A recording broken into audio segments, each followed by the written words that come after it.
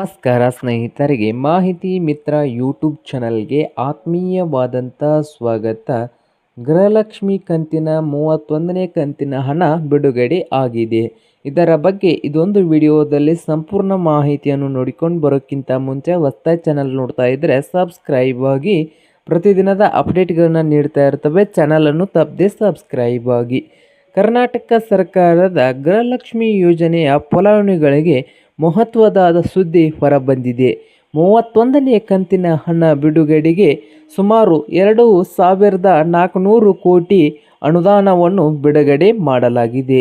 ಈ ಹಣವನ್ನು ಅರ್ಹ ಮಹಿಳೆಯರ ಖಾತೆಗೆ DBT ಮೂಲಕ ಹಂತ ಹಂತವಾಗಿ ಜಮಾ ಮಾಡಲಾಗುತ್ತಿದ್ದು, ಯೋಜನೆಯಡಿಯಲ್ಲಿ ಪ್ರತಿ ಅರ್ಹ ಫಲಾನುಭವಿಗಳಿಗೆ 2,000 ನೀಡಲಾಗುತ್ತಿದೆ.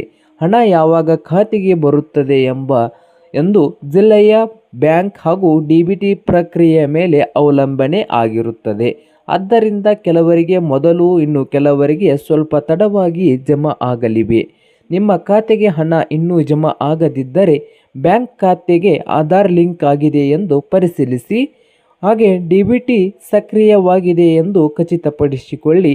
ಈ KYC ಪೂರ್ಣಗೊಂಡಿದೆ ಎಂದು ಪರಿಶೀಲನೆ ಮಾಡಿ.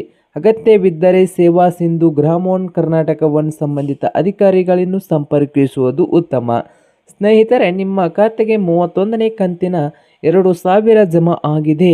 ಕಾಮೆಂಟ್ನಲ್ಲಿ ತಿಳಿಸಿ. ಇದೇ ರೀತಿ ಸರ್ಕಾರಿ ಯೋಜನೆ ಹಾಗೂ ರೈತರಿಗೆ ಉಪಯುಕ್ತವಾದ ಮಾಹಿತಿಯನ್ನು ನಮ್ಮ ಮಾಹಿತಿ ಮಿತ್ರ ಚಾನಲ್ನಲ್ಲಿ ಅಪ್ಲೋಡ್ ಮಾಡ್ತಾ ಇರ್ತವೆ ವಿಡಿಯೋಗಳನ್ನು. ಚಾನಲನ್ನು ಸಬ್ಸ್ಕ್ರೈಬ್ ಮಾಡಿ. ಧನ್ಯವಾದಗಳು ವಿಡಿಯೋನ ಕೊನೆವರೆಗೆ ನೋಡಿದ್ದಕ್ಕೆ ಸ್ನೇಹಿತರೆ.